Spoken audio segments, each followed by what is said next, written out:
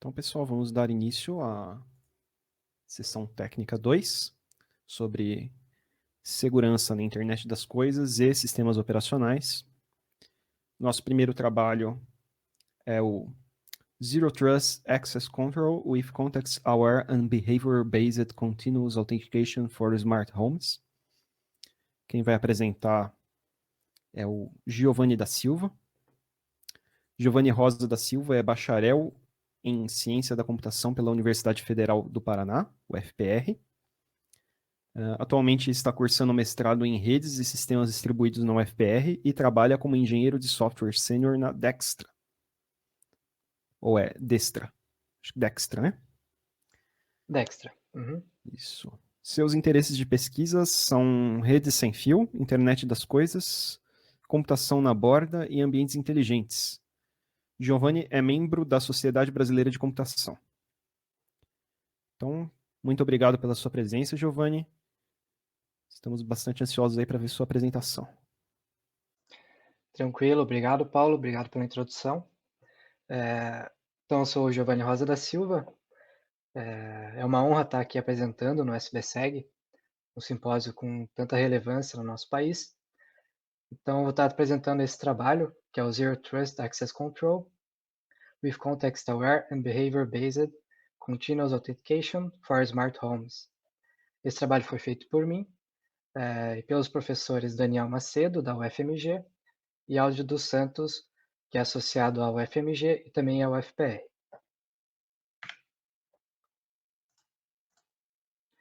Então, nós vamos seguir esta breve agenda com uma introdução, discorrendo um pouco sobre o problema, um levantamento das estratégias adotadas na literatura com os trabalhos relacionados, a nossa proposta, que é o ZESH, os experimentos, seguido de resultados preliminares, e, enfim, a conclusão. Então, embora a tecnologia dos dispositivos inteligentes tenha avançado muito nos últimos anos, as pessoas ainda estão receosas em adotá-los. Muitas vezes existe uma resistência na adoção das smart homes. Muito por conta de preocupações em relação à privacidade, não só em relação aos dados, mas também privacidade física, uma vez que as smart homes elas são sistemas cyberfísicos sociais. O cyber, porque inclui computação, físicos, porque inclui dispositivos do mundo físico, e sociais, pois tem a interação das pessoas. Então, essas preocupações abrangem alguns pontos, como tecnologia com sistemas de segurança frágeis, as leis que muitas vezes são inexistentes ou fracas em relação a crimes digitais, provedores que muitas vezes não são confiáveis pelas pessoas, e também a questão dos usuários, uma vez que uma maior popularização desses dispositivos abrange um maior público, que por sua vez tem menos experiência com tecnologia e pode levar a um mau uso ou também a uma má configuração da segurança desses produtos. Então, as smart homes elas têm diversos tipos de arquitetura. Um dos mais comuns é este que mostra na figura. Nós temos os dispositivos, que eles interagem com um gateway, que tem um poder maior de processamento, formando então a rede doméstica, que forma ali a borda. Esse gateway é responsável por fazer a ponte com a nuvem, que possui um maior poder de processamento e armazenamento, e também faz outras integrações com sistemas externos. Então, essa questão da dependência em relação à nuvem, nós enxergamos como uma vulnerabilidade, uma vez que um sistema de segurança ele deveria ser autossuficiente e não depender de redes ou serviços externos à própria casa. Um outro ponto que levantamos foi a questão desses ataques que são bem comuns em diversas áreas da segurança, mas vale um destaque para as smart homes, que são os ataques de impersonificação, onde, como mostra na figura, um atacante ele rouba credenciais dos habitantes ou de usuários válidos, utilizando diversos tipos de ataque, como engenharia social, espionagem e ataque de homem do meio, Com essas credenciais, ele consegue monitorar o comportamento dos habitantes na casa, ocasionando um problema de privacidade dos dados, mas também ele consegue controlar os dispositivos, também ocasionando um problema de privacidade física, uma vez que o atacante pode explorar esse acesso para invadir a casa fisicamente. Então, a partir desse problema, nós levantamos esta questão, que é como prevenir que um atacante com credenciais roubadas controle a Smart Home. Após esse levantamento do problema e da questão, nós fomos verificar na literatura as estratégias que são utilizadas para combater ataques de impersonificação.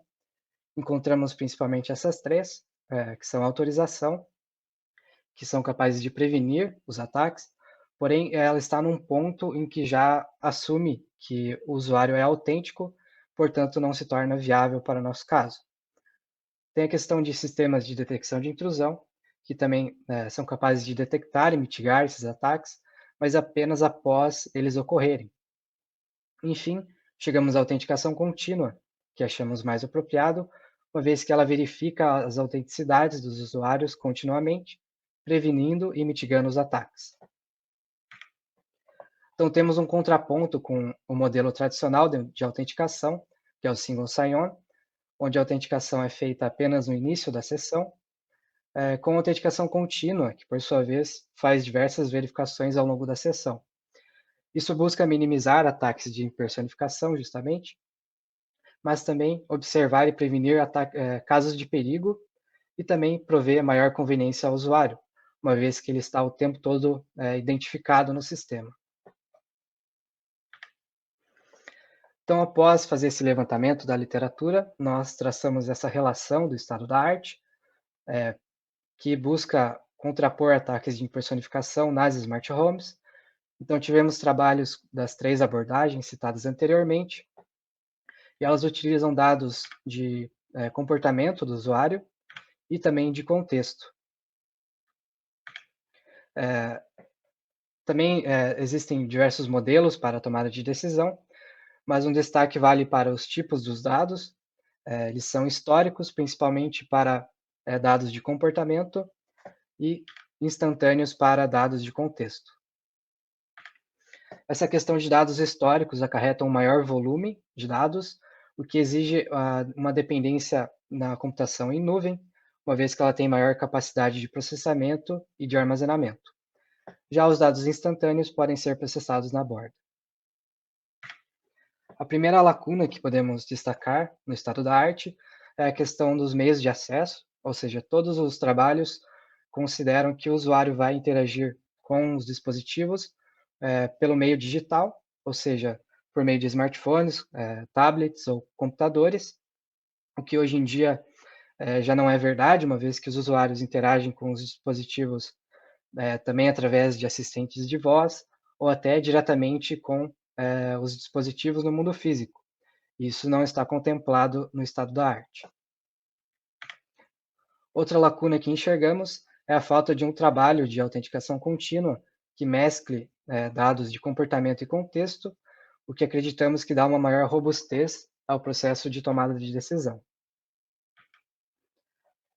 A última lacuna que enxergamos é a questão da dependência da computação em nuvem para processamento de dados de comportamento.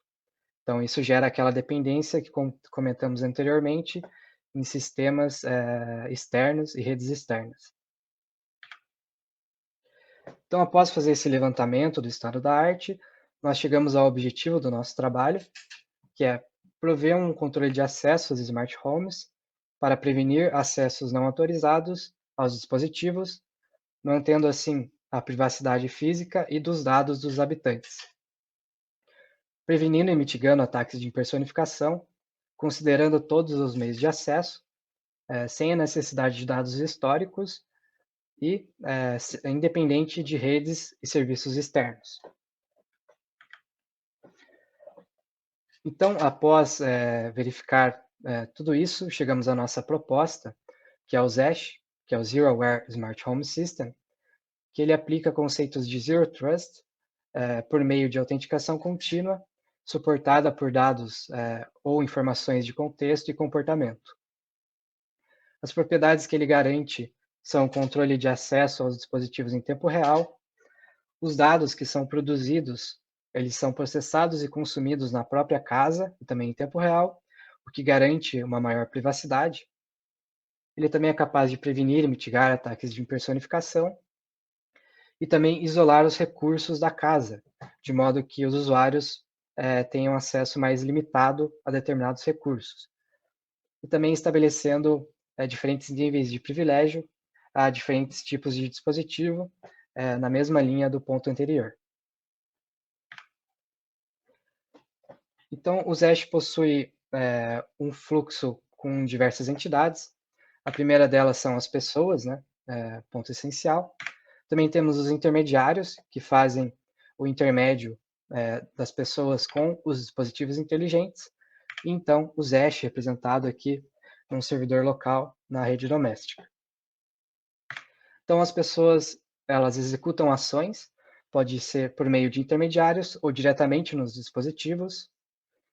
Os intermediários, por sua vez, repassam aos dispositivos, que enviam a requisição ao ZESH.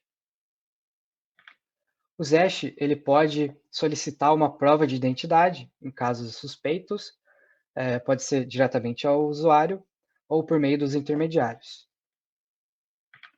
Após processar esse controle de acesso, ele retorna a resposta aos dispositivos, que por sua vez retornam aos intermediários caso tenham sido utilizados. Então, a arquitetura do ZESH ele contempla 3 módulos principais. Temos o módulo de coleta, que ele inclui a comunicação com os dispositivos e a coleta dos dados. Temos o módulo de decisão, que é responsável pelo processo de tomada de decisão do controle de acesso. E temos o módulo de comportamento, que define o comportamento do sistema e também pode desencadear comportamento dos usuários por meio de notificações. Então, temos início com o usuário interagindo com o dispositivo, que envia a requisição ao Device Communicator. Ele, por sua vez, alimenta o Data Provider com esses dados e envia uma requisição ao Authorization Controller. Ele, então, consulta os 3 componentes principais, que é o de atividade, contexto e ontologia. O componente de atividade ele é alimentado pelo Data Provider e os 3 componentes são configurados pelo Configuration Assembler. Esse, por sua vez, é configurado por um usuário root, por meio de um servidor local onde o ZESH está instalado, e ele garante que as configurações ou parâmetros vão estar disponíveis onde forem necessários no sistema. O Authorization Controller ele pode solicitar uma prova de identidade, então ele solicita ao Device Communicator, que então faz essa interface com o usuário. E caso essa prova seja inválida, o Authorization Controller pode enviar notificações por meio do Notification Dispatcher. Agora vamos nos aprofundar mais no componente de ontologia. Ele é formado basicamente por diferentes níveis de usuário, nesse caso são 4, diferentes classes de dispositivo, nesse caso são 2, e diferentes tipos de ações, que nesse caso são 3. Então, cada nível de usuário tem uma lista de permissões, dizendo quais ações ele pode executar. E essa lista é herdada do nível inferior. Isso garante as permissões, onde cada nível de usuário terá a lista de ações que poderá executar em determinada classe de dispositivo. Agora, adentrando ao gerente de contexto, ele depende basicamente dos fatores do contexto, nesse caso são 5 fatores. Eles formam um conjunto do contexto que, somados, todos esses fatores dão um valor que representa a confiança naquele contexto. E esse valor tem que ser menor ou igual a 100. Já a requisição, ele sempre traz esses 3 atributos, que é a classe do dispositivo, a ação e o nível do usuário. Esses atributos vêm sempre com um valor de segurança associado a eles. Então, esses valores são somados à classe do dispositivo com o valor da ação, e do outro lado, o valor de segurança do nível do dispositivo com o valor de segurança da ação. E o que for maior entre essas duas somas é comparado com o nível de confiança do contexto. Este valor, então, ele precisa ser maior ou igual a esse valor máximo para ser considerado confiável, e caso contrário, ele é considerado não confiável. Agora, então, explicando um pouco melhor o gerente de atividades. Ele funciona basicamente como uma cadeia de Markov. Então, nós temos cada estado dessa cadeia representado por esse conjunto, onde temos os estados de todos os dispositivos. Então, nesse caso, são N dispositivos, formando o AY no instante I, e o conjunto de todos esses estados possíveis forma o conjunto AY. Então, nesse caso, são M conjuntos possíveis. Então, se considerarmos dispositivos binários, o valor de M seria 2 elevado a N, né, que é o número de dispositivos. Então, a cadeia de Markov ele funciona com o conceito básico de que o estado atual depende exclusivamente do estado anterior, e nós utilizamos esta probabilidade entre estados, não para prever ações, como é bem utilizado na literatura, mas sim para levantar suspeitas, ou seja, quando esse valor for muito baixo, ele pode ser considerado uma atividade suspeita. Também existe um código distribuído em todos os dispositivos, então eles precisam ser modificados para incluir este código, ou seja, quando o usuário executa uma ação, o dispositivo envia a requisição ao ZESH e fica aguardando a autorização para que conclua aquela ação.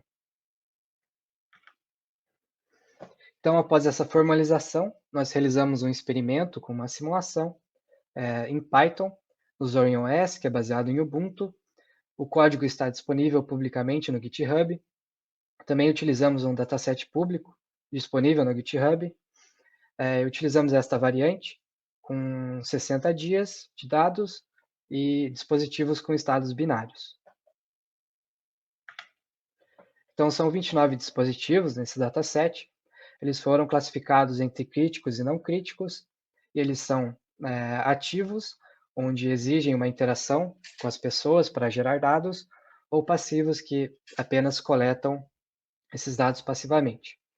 Eles estão dispostos nesse layout, como mostra a imagem, em um quarto, um banheiro, uma cozinha, um corredor, um escritório e uma sala. A configuração do ZESH foi feita desta forma. Então, tem 5 usuários. Os níveis de segurança foram ajustados desta forma para os diferentes níveis de usuário, diferentes ações e classes de dispositivo, e também para os diferentes fatores do contexto. Nesse caso, utilizamos o tempo, a localização, a idade, se o usuário está sozinho ou junto com outro usuário, e o meio de acesso. Então, a partir desse experimento, nós coletamos casos individuais para validar o módulo de decisão. O primeiro caso é um nível de usuário criança, que ele tenta controlar um forno, que é um dispositivo crítico. Então, ele realiza essa ação utilizando um assistente de voz. O forno, então, redireciona ao ZESH, que prontamente nega aquela ação. Porque as ontologias estão configuradas de uma forma que o nível de usuário criança não possa controlar um dispositivo crítico.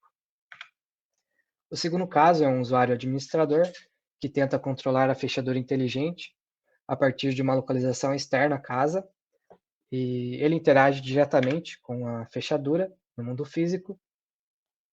A fechadura consulta o ZESH, que percebe que o nível de confiança do contexto é baixo por conta da localização externa.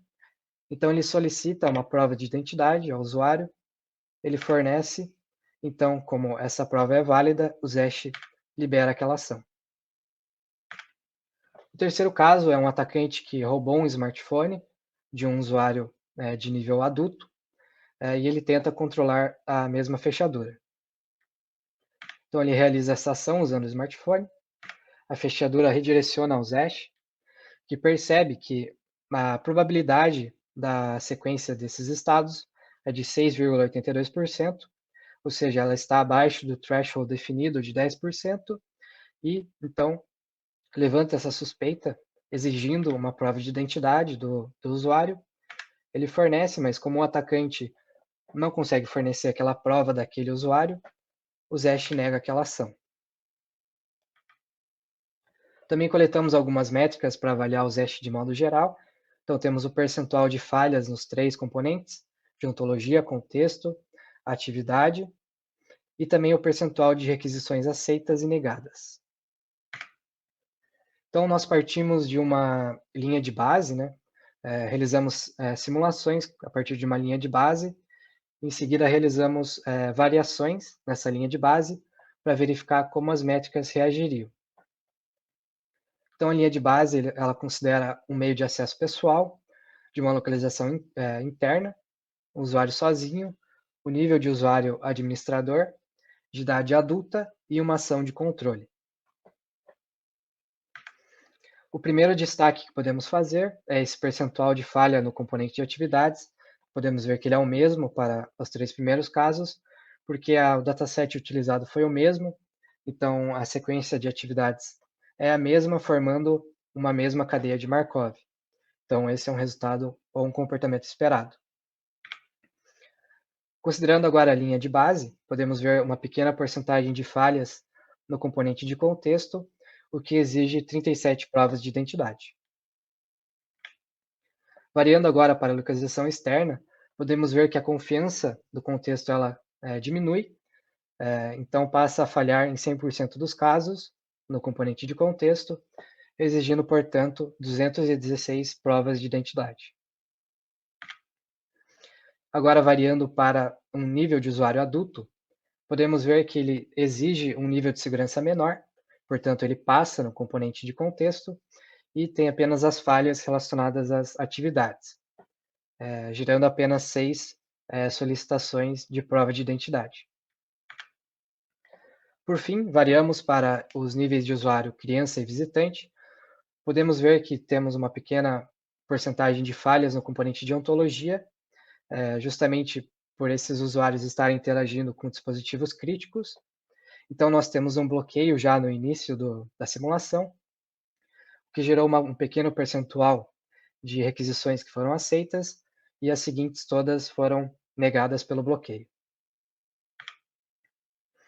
Então, após fazer todo esse levantamento, a formalização da nossa proposta e a coleta desses dados com a simulação e com os resultados preliminares, chegamos à conclusão de que a autenticação contínua ela é realmente eficiente contra ataques de impersonificação, como amplamente divulgado pela literatura. O ZESH foi capaz de prevenir e mitigar ataques de impersonificação, considerando todos os meios de acesso, sem a necessidade de dados históricos e independente de redes ou serviços externos.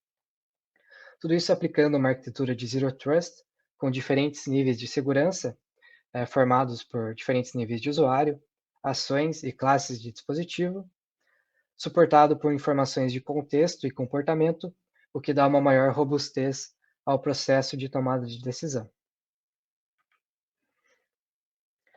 Então, nós também avaliamos algumas oportunidades de trabalho futuro. Então, avaliamos que é necessário analisar o impacto em relação à latência e uma simulação mais realística de Smart Home. Atualmente, apenas executamos uma simulação em Python. Também avaliamos que é possível melhorar a precisão do componente de atividades, utilizando, por exemplo, cadeias de Markov ocultas, que tem como característica representar melhor fenômenos do mundo real. Também entender o comportamento do Zesh para um threshold dinâmico de atividades, atualmente ele é fixo, pré-definido. Também fazer um diagnóstico em relação a cenários multiusuário, como o Zesh reagiria. E por fim, um ponto muito importante também destacado na motivação foi em relação a resistência das pessoas em adotar smart homes, teríamos que avaliar a aceitação das pessoas em relação ao sistema por meio da experiência do usuário. Então é isso, agradeço a atenção de todos e fico aberto a questionamentos. Muito obrigado, Giovanni. É muito interessante, né, o modelo que vocês fizeram. Acho que vai ajudar bastante nessa área de smart homes. Eu tenho uma pergunta. Como que você enxerga inserção de questões de safety junto com as questões de security nesse tipo de modelo? Por exemplo, vamos pensar aqui numa situação hipotética de um incêndio. O que você faz? Você tenta detectar o fogo por meio de sensores.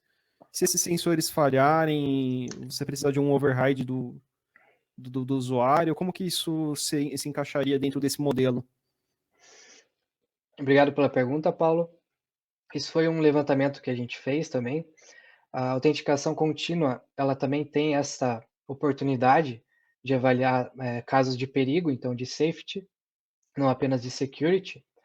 Então, por exemplo, utilizando o nosso modelo, como ele tem essa verificação contínua do estado do usuário, também do comportamento e das atividades, seria possível traçar um modelo para encontrar essas situações que você expôs aí na sua fala. Então é um ponto muito interessante mesmo e é uma possível linha para se seguir. Legal, muito obrigado. Nada. Temos mais perguntas da plateia?